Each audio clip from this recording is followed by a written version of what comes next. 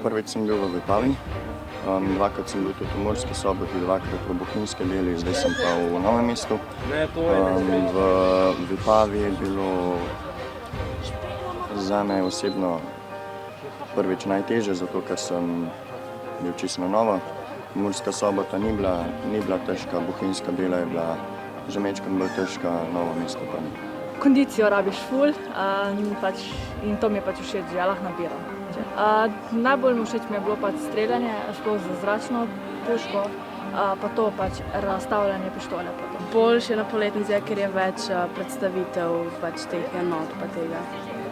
Več dejavnosti je. Poznavam nove ljudi, nove prijatelje, ampak predvsem se vračam zaradi sebe, zato da samega sebe preizkusim, da se tudi dokažem, da zmorem. No, v bistvu vojska me nasplošno tako zanima, nekoč bi se mogoče tudi zaposlil tle, če bo šlo vse tako, kar je mišljen.